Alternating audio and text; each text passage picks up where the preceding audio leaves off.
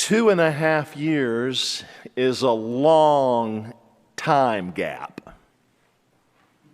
It's a long delay from a proclamation to being realized. From 1863 to 1865, but if you think 2.5 years is a long gap, think about all are created equal. We're still living into that, aren't we? With fits and starts, ups and downs. Clint Smith, Harvard-educated and a writer with The Atlantic, just has written and produced a phenomenal book, How the Word is Passed, a reckoning with slavery across America. It's a phenomenal book, as I said. He visits 9 sites given over to how it was that the legacy of slavery is presented. He grew up in New Orleans, and he would have to go down roads to school and to lunch, Jefferson Davis Highway, and monuments all over the city commemorating the oppressors, with very few, if any, memorials or shrines to those who had been oppressed. He makes his way to Monticello, more about that later. And then at the end of the book, he interviews his grandparents. He has just taken them to the National Museum of African American History and Culture. And while there, he begins to see firsthand the effect of that museum on his grandparents' lives. His grandfather was born in 1930, Jim Crow apartheid Mississippi. His grandmother, born in 1939 in Jim Crow apartheid Florida. He makes the point that for many of us, just those dates, 1930 and 1939, feels like it's the Jurassic Age. But it, of course, isn't. It's not that long ago. It's something that they lived through. And as they were walking in the museum, his grandmother kept saying, "I lived this. I lived it. I lived it." And so they sat down for lunch, and Clint Smith's 4-year-old son is sitting on the lap of his great-grandfather. And it hits him.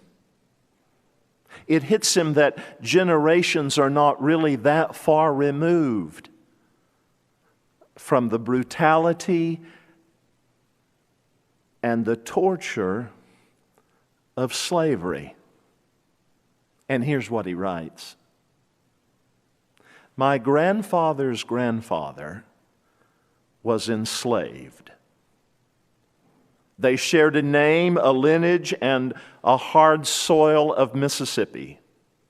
My grandfather's grandfather was enslaved. I thought about how I felt pulled closer to the center of a concentric circle of history. My grandfather's grandfather was enslaved. I said it out loud and I let it idle on the edges of my lips. My family had told me that my grandfather's grandfather was born into slavery. And I never knew until I asked.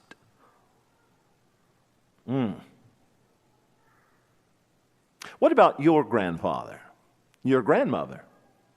Have you thought about the generations before knowing them and all of the issues and all of the complexities, all of the conditions of their lives? Think about, for just a second, on this Father's Day, when we are remembering generational parenting and grandparenting, also on this first Juneteenth federal holiday, how stories are passed on. How the word is passed is Clint Smith's way of saying, how are those narratives around difficult things and difficult, complicated history passed on? Of course, it's easy, isn't it, to just sort of think that history is a given and it's always understood. And in American history, that has tended to be very, very white. And when you win, you get to write the history.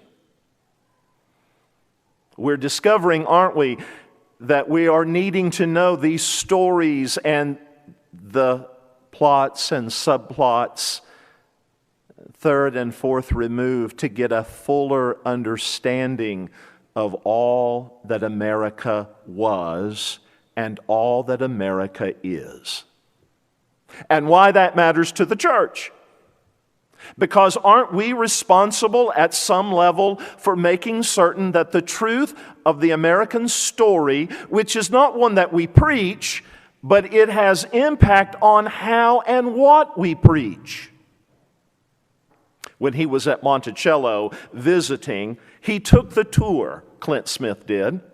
And it's only been recent that they have actually acknowledged that Monticello, of course, was a plantation, and that at any given time there were 150 enslaved folk on the plantation, including the Hemings family.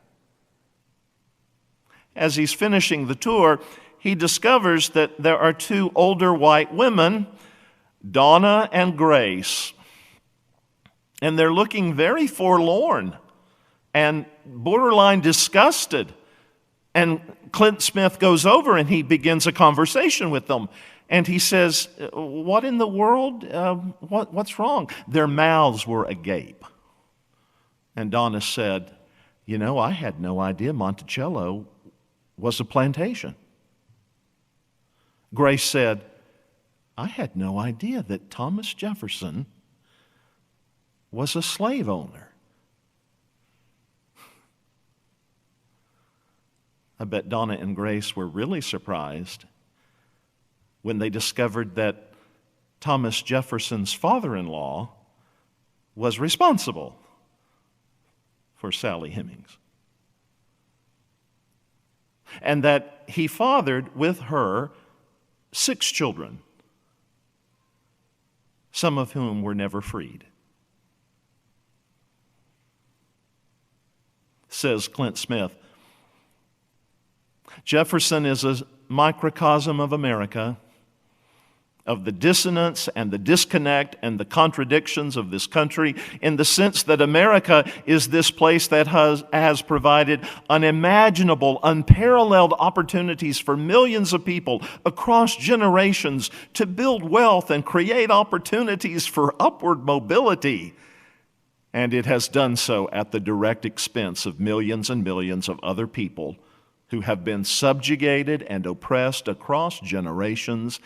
And the story of America is both of those things. Boy, that's true.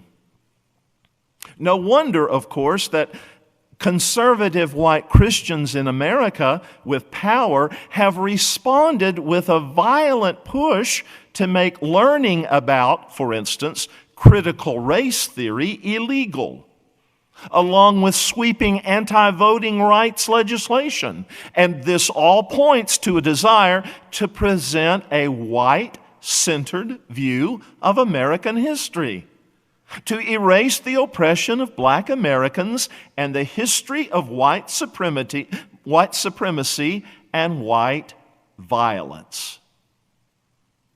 It's a troubling history, I'll concede, of course, to understand the stories of America tells itself about who we are and what we remember. But we have to. Because moral inconsistencies are the story of America and the story of the church, particularly the white church in America then and now.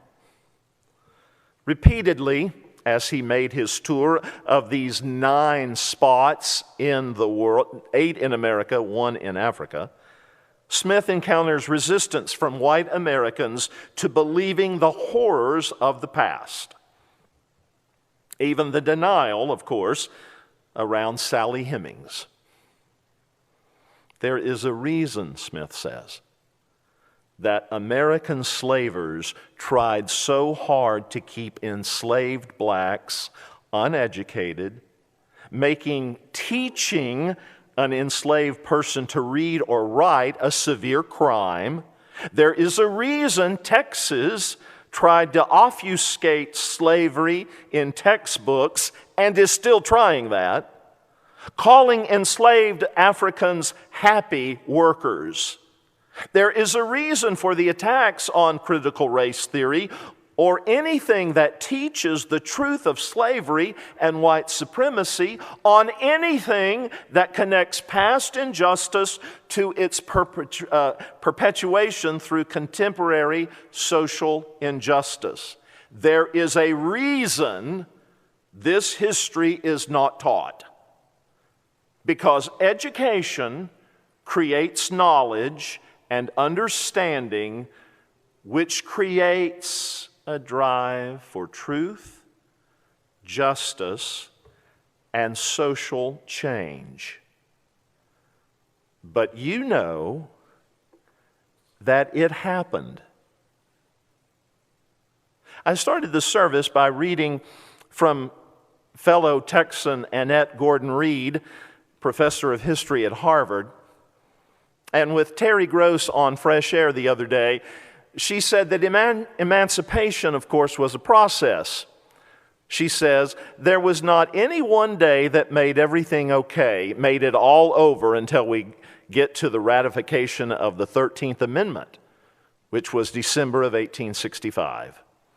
But what happens in Texas, she said, is that delay from Emancipation Proclamation to Lee surrendering at Appomattox in April of 1865, that the last battle of the Civil War was in Texas, one in which the Confederates won.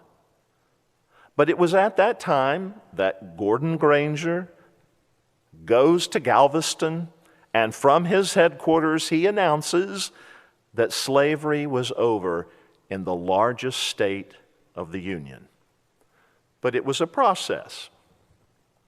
How many of you were taught that in response to that news in June of 1865, that there was violent outbursts from whites? How many of us were ever told that just because Gordon Granger stood out and read this very short General Order number 3, that there wasn't a backlash against African Americans in Texas and, of course, throughout the South? Tension. That preserving slavery, there was so much at stake, so much money at stake. Says Gordon Reed, the stories that are past, the stories of wave after wave of violence after Texas was forced to enslave people, those stories rarely, if ever, got passed on. The stories of beatings and killings, riots and imprisonments, lynchings and torture. Emancipation, indeed, a process, to be sure. Whose stories and whose interests are you paying attention to when you're writing history? Who writes it? How is it written? Does it invite an engagement of looking deeper and deeper Historical method matters, especially when something so significant as the idea of owning another human being. And why does the church care about this? Well, if the church can't be concerned about how we view human beings, then we might as well shut everything down. Because this is all we have, isn't it? The treasure of the gospel in earthen clay vessels. And as that 2 Corinthians text said, don't let the day pass without recognizing that salvation, wholeness, freedom has come. But it has come with a price. And so when Paul goes a little bit narcissistic here, when he says, I endured beatings, imprisonments, I endured riots and sleepless nights and hunger, he says it was all because so much was at stake. Gordon Reed says, I think there ought to be a day of salvation even, to remember what it must have been like for people who had been treated as property, who feared more than anything the loss of relatives and family members, my grandfather's grandfather, because they were seen as property through sale, through inheritance, the normal operations of the property system, that they lived under the vagaries of all of that. And there was great joy and a great sense of release and a great sense of hope that existed for those folk. And I think one of the ways we can honor that would be to have a day to think about and reflect on what their circumstances were and what they hoped would happen in the future for their descendants, their grandchildren's grandchildren. And why it matters especially today is that with voter suppression and historical negation, the motives for which are often marked by a deliberate contrast between apparent and intended meaning. What I mean by that is, take what's happening in Texas. The Lieutenant Governor, Dan Patrick. When parents send their children to school, they want their students to learn critical thinking without being indoctrinated with misinformation charging that America and our Constitution are rooted in racism. Well, I got news for you, Lieutenant Governor Dan Patrick. It was rooted in racism.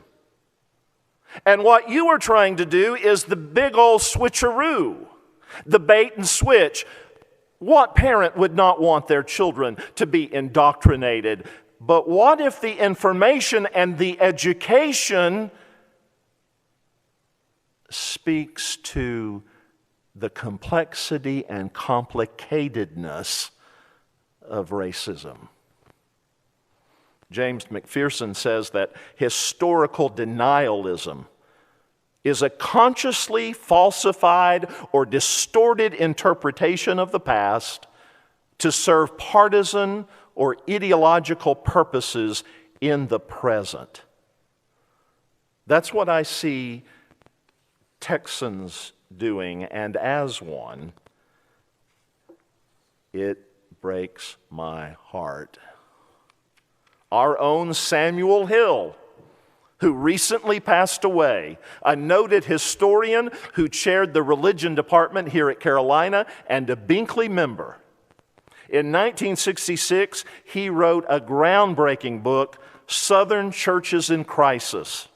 And he argued that the Southern Protestant white society and Southern white Protestant culture was shirking its moral duty by refusing to join in the fight for racial justice. He said clearly that we were squandering spiritual authority to speak on behalf of human beings.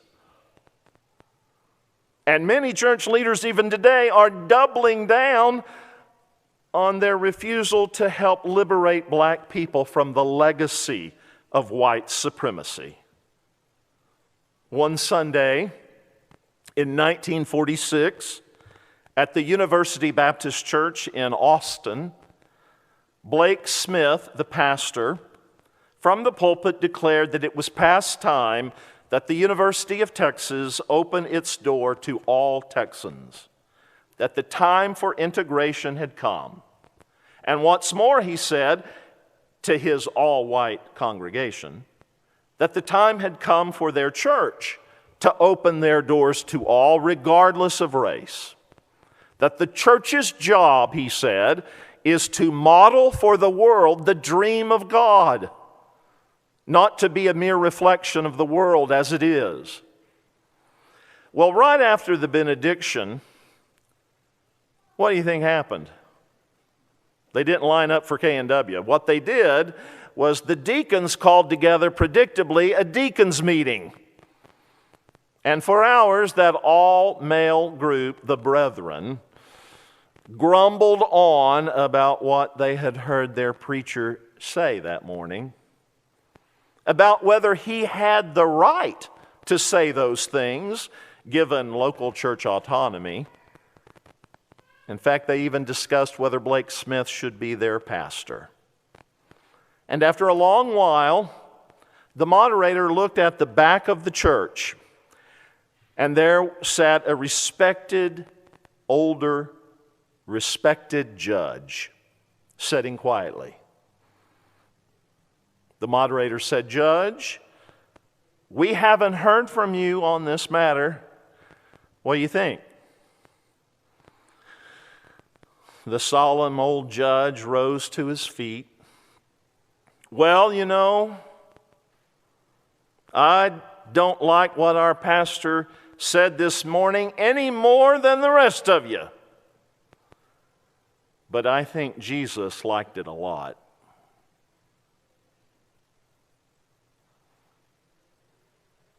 And that year, UBC was integrated, 1946. It would take another 10 years, not 2.5, another 10 years for my alma mater, the University of Texas, to do the same. And in that delay and in that time gap,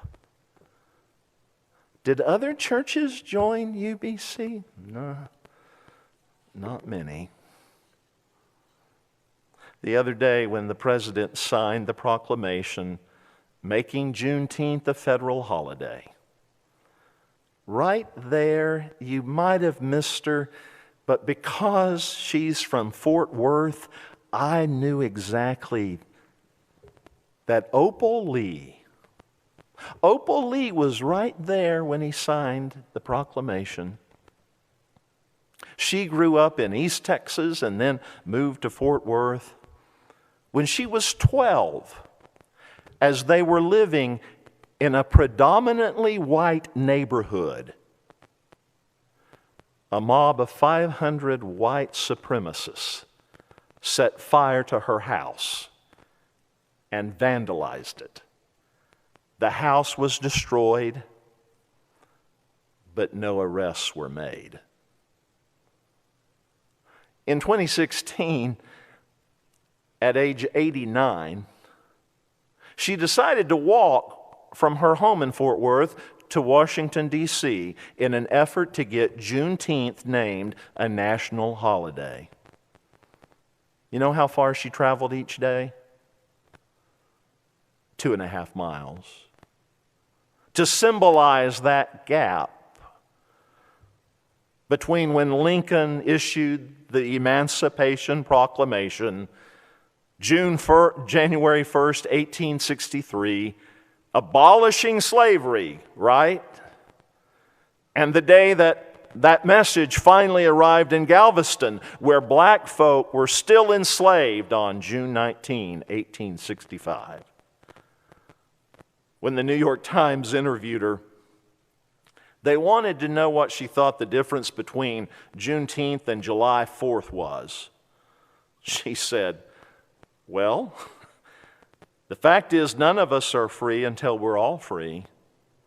Knowing that slaves didn't get the word for 2.5 years after the proclamation, can't you imagine how those people felt? They'd been watching, we call those watch night services, every New Year's, thinking freedom would be coming. And then to find out that they were free even 2.5 years after everybody else. So the 4th of July, slaves weren't free. You know that, don't you? We've simply got to make people aware that none of us are free until we're all free. And we aren't free yet. There's so many disparities. Opal Lee, now in her early 90s. Too many folks need decent education, decent jobs, decent health care. All the kind of things that if people would just get together and address these disparities, would be well on our path of being a great country. Miss Lee, what changes do you hope to see in our country now that it's recognized as a national holiday? Opal Lee gets the last word. If we would unify, if we would get together and do something about homelessness, and do something about people having decent housing and decent food, and they would not only have a place to stay, but a decent education. If we could just love one another, if you could get past the color of my skin and love me like you do that boy next door to you.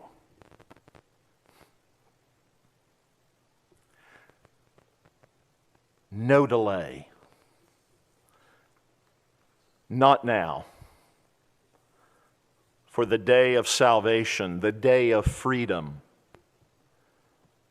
has finally arrived, right? You tell me. Thanks be to God. Amen and amen.